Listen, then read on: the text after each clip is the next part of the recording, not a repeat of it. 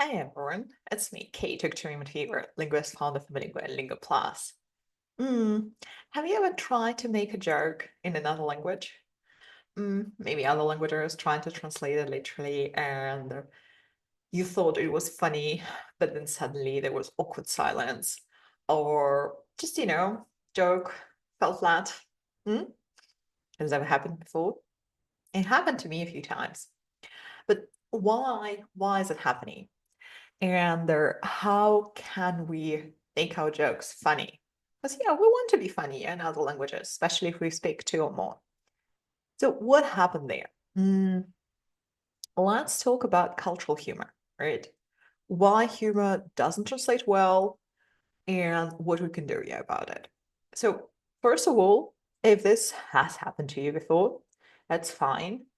It can be disappointing, but you need to know that humor is one of the harder things to translate because it relies on a lot of different factors, not just words, right? It's about culture, history, shared experiences, context. So we can think about a few reasons why it doesn't work, right? So we have wordplay and puns, especially here in English, lots of puns. So double meaning, right?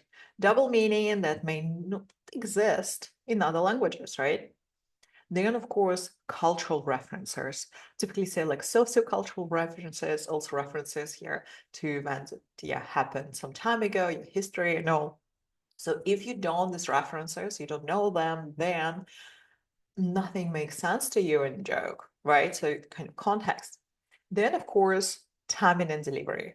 What's interesting that in languages, like some languages, the structure, the way how languages already shapes the structure of humor. So languages may shape humor differently, which is also very peculiar. You need to observe, depending on languages you speak. And then, of course, social norms. Oof, what can be absolutely fine in one culture is going to be absolutely no, taboo, offensive, in another culture, and so on. You need to know how to navigate it, how to play with that. Maybe you've been in such situations where you thought it would be okay, and then you say it was like super offensive. It's okay. It's fine. Happens. But if we think with your examples, like something about your puns, for instance, in English there is one. Why don't skeletons fight each other? Because they don't have the guts. And this is funny in English, because of the guts. But if you say it like in another language, even like in Spanish, the metaphor doesn't quite work, right? But then we can also, think about um, like types of humor. Like, if we look at cultures and talked a lot about cultural intelligence, right, and how we need to as well like to adjust, but we even have different types of humor by culture. So if you think about like British humor, right, what comes to your mind? Sarcastic, dry, self-deprecating humor. Like for instance, when I was preparing for my TED Talk like long time ago, I watched a lot of Monty Python. Helped me a lot now when Brits watch it, they say, "Oh yeah, I can say it." Or you can think about The Office, in the UK, not the US one. But then if you think about American humor, well, look at all the comedians. What happens there? Physical comedy, right? Or exaggeration. Lots of wordplay. Like wordplay, also huge in British English, but American one doubles down. And typically, when I look at some of European comedians, and if I see a lot of physical comedy, I'm thinking, oh, probably this guy or girl learned like watching Jim Carrey because this is so characteristic. Yeah, or Saturday Night Live, you'll see it. But then, for instance, there is France, right? And French humor. And what would you think? Oh, like, arrogant. No, no, no. Sorry, I love French people. I have amazing friends. But like, you will definitely think about intellectual humor, right? Maybe even some absurd humor, political one, pretty much. Yeah. So check this one out. Then, surprise, you have humor in Germany. Yes, you do. Typically, it's dark humor. At least what I've encountered: dark humor, irony, some very straightforward jokes. So you need also to get used to theirs, like straightforwardness. But then on the opposite end, you have Japanese humor. And if you've ever watched any shows, any games produced in Japan, you know how crazy it can get, especially with some crazy physical humor.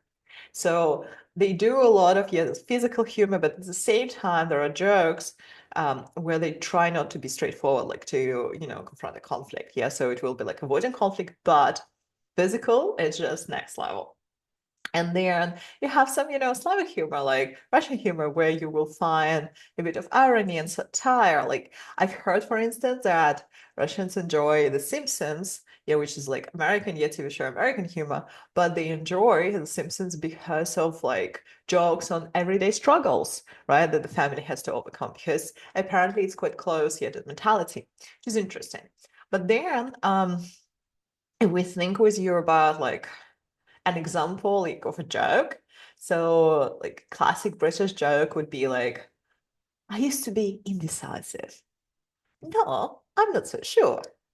Which is fun, right? Like thinking about the like culture, your so self-deprecational, but probably won't work quite well, let's say in France, right? So you need really like to understand another culture. Yeah, diving in. So when you have emotional intelligence, cultural intelligence, that helps a lot to work out how to make jokes. But then, of course, you have their linguistic part, yeah, linguistic features. So that really influence the way how we tell jokes. So we think with you about like tonal languages, Mandarin, Thai, Vietnamese, like there's so many. What we have there, like there's some limitations. Mm, very difficult to make puns, but wordplay could be so funny with tones. One of the stories like that occurs to me, and I may mispronounce it right now because I'm like, English at this very moment. So I need to, to switch my brain to Mandarin. But one of very funny stories that happened like many years ago, before I even like stepped my foot on the Chinese land, occurred to my friend. And there he he go to study in Beijing, and the very first week he had problems with pipes, canalization. Horrible when you're just starting out to learn Mandarin and you need to go pump and you have no clue about the vocabulary and all. And the Paul was telling him, listen, you need to buy a new pipe. And if you've never, touched Mandarin, you don't know, but there is like May. So I maybe, like freaking out, like like pronouncing like mispronouncing it here. May. So two different verbs meaning to sell and to buy. Um, same word like for Europeans, but because of tones different. So he went to the street asking for a pipe, like where to buy a pipe, but instead, because he was mistaking his tone, he was saying where to sell a pipe. And people were looking at him like, am I crazy? And this is exactly one type of joke, yeah, that would be really funny in like Chinese and tonal language. And then, of course, if we think with you about some of like inflected languages, like highly inflected languages, we would think like about French or like Latin-based languages, some Slavic languages. Then you have more opportunities like for wordplay. And there, of course, if we think about like compound combinations or like even absent combinations, we'll think about Germanic languages, of course, as well, like English. So, for instance, this is like, about wissen and können, or pretty much knowing and being able to. So in English, we will say like there is a difference between yeah, knowing and being able to. So I know how to fly a plane, but I can't do it. So like ich weiß, aber ich kann nicht. So this is also, quite funny, obviously, when you have this difference. But in those languages where you don't have this difference, and it won't work. Of course, another very interesting one would be about social norms. And this is like pure cultural intelligence. And you need to know how to navigate. Like, for instance, in Slavic countries, maybe, because of the wars, because of lots of things that happened, like in 20th century, before, enjoy dark humor, anything about hardship, survival, corruption. But then you get American political satire, especially during their election period. And this is like, wow, this is incredible. So all the jokes about race, media, government, all go in there. Then you have here this Japanese humor, as I said, like avoiding direct communication, like avoiding direct conflict. So they're trying to create jokes that are indirect. So you need to think. And then, of course, you have like Nordic countries, and they have like deadpan humor, meaning that they may deliver it in an emotionless way, with a very, serious face, and it will be funny. And then, of course, if we think about France, so political humor will be aggressive, direct, and Japan will be opposite. So what's funny in one can be very offensive in another one. So, it's like playing around knowing your audience, let's say, right? So that's why always when I'm preparing someone for public speaking events, speeches, talks, TED Talks, so say, okay, if you want to make jokes, you need to know who's going to be in the audience, who's going to watch your talk, because you need to think what can help you to be funny, right? So what is it? So typically it's about, adapting, right? So you need to know, first of all, who's your audience, what kind of comedians they watch. So say you're in a particular country, right, where you're going to deliver speech or joke. You need to watch native comedians of that country. And you need to try to understand the cultural humor. Yes, that we were talking about references, all that. Then, of course, you need to learn puns. Yeah, idiom set phrase is cool. If you can learn puns specifically, like with humor, like within the context, amazing. Because then you will play with words. Yes, a wordplay. And the more you play with puns, you can even, like exercise wordplay, puns, try to create your own, and then talk to your friends, colleagues from that culture and see whether it's working. Then, of course, it's about timing and delivery. I already shared this. It's a lot about how you say it, how you structure a joke, like how much time you have to wait, before you say punchline.